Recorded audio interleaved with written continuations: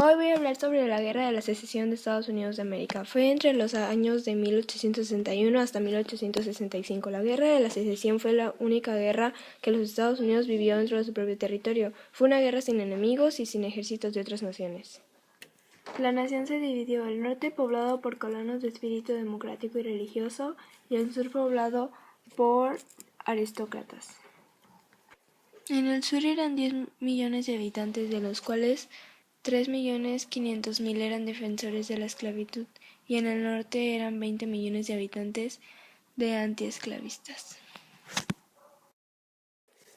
En el siglo XIX, la industria algodonera instalada en el sur se enriqueció gracias a este tipo de actividad económica. Mientras esto sucedía, el norte empezó a desarrollar su revolución industrial, impulsada fuertemente por las migraciones. La iniciativa de declarar la guerra al norte en el año de 1861.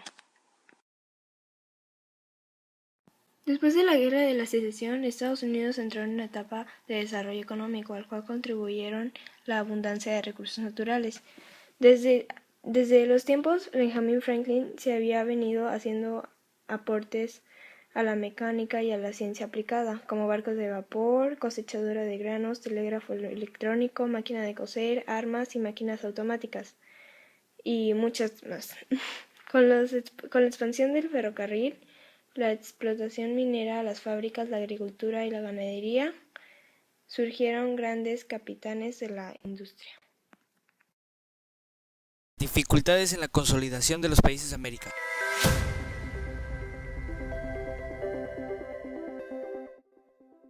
Durante todo el siglo XIX, los países latinoamericanos tuvieron serias dificultades para lograr estabilidad política, social y económica.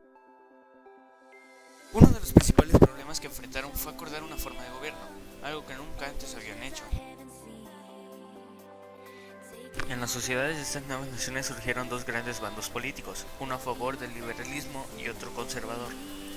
Los liberales querían un gobierno con poderes divididos en ejecutivo y legislativo, limitados por una constitución, en donde la mayoría de la población estuviera representada y contara con los mismos derechos y obligaciones ante la ley, además de que sus provincias gozaran de soberanía. Mientras que los conservadores luchaban por un gobierno centralista con amplios poderes, en donde la mayoría de la gente no estuviera involucrada en asuntos de gobierno y las clases privilegiadas gozaran de buenos derechos. Esta división generó grandes conflictos que desembocaron frecuentemente en guerras civiles. Otro problema heredado de la época colonial fue el gran poder político y económico de la Iglesia Católica, que intervenía en las decisiones del gobierno. Por otro lado, el atraso económico impedía la modernización industrial. Los gobiernos estaban en bancarrota y tuvieron que pedir préstamos para sostenerse. Mientras que las potencias extranjeras daban préstamos para así influir en los gobiernos y tener acceso a los recursos naturales y a sus mercados internos, o incluso robando sus territorios, como le sucedió a México.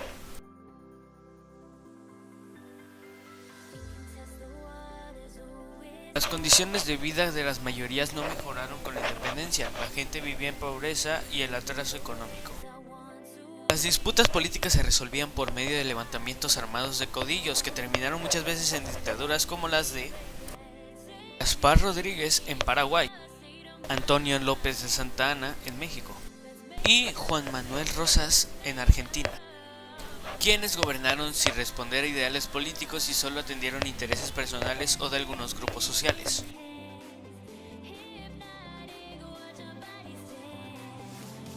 Otro obstáculo para la consolidación de los países latinoamericanos fueron las disputas territoriales.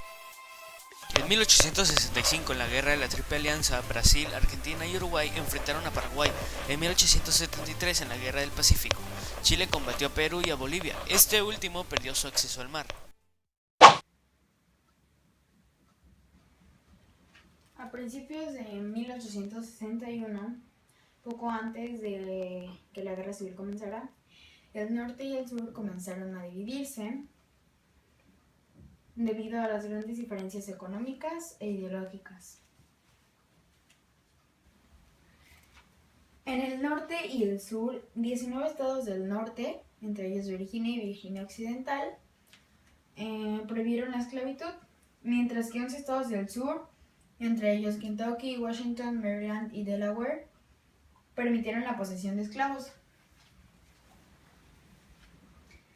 El frente de mayor importancia en 1863 fue Virginia, ya que aquí se libraron batallas muy importantes como algunas de estas, llamadas Bull Run, Gettysburg y Vietnam.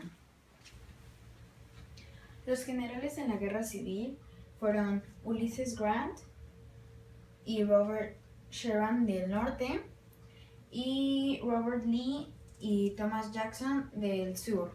Fueron los generales más importantes que se presentaron en la guerra civil.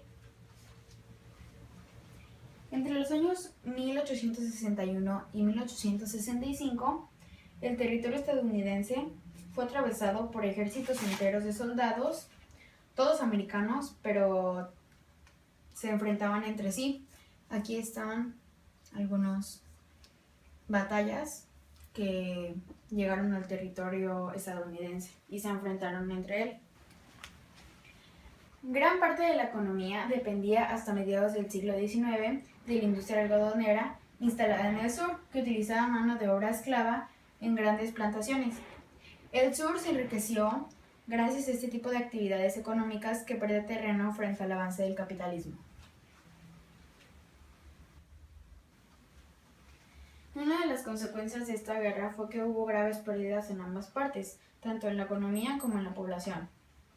Se registraron aproximadamente 600,000 muertos y esto hace que la población también disminuya. Y la guerra costó aproximadamente $8,000. Los afroamericanos obtienen los derechos civiles y los derechos al voto, ya que al ser tratados como esclavos no tenían los mismos derechos que los estadounidenses o americanos. Bajo el mandato del presidente Ulysses Grant, los Estados Unidos viven un periodo más oscuro de lo que es llamado corrupción, que se le llama cuando la población, debido a problemas, tiene menos recursos económicos. Bueno, y otra de las más grandes e importantes consecuencias de esta guerra fue que en los Estados Unidos bajaron los impuestos y las deudas o todo lo que tenía que ver con la economía.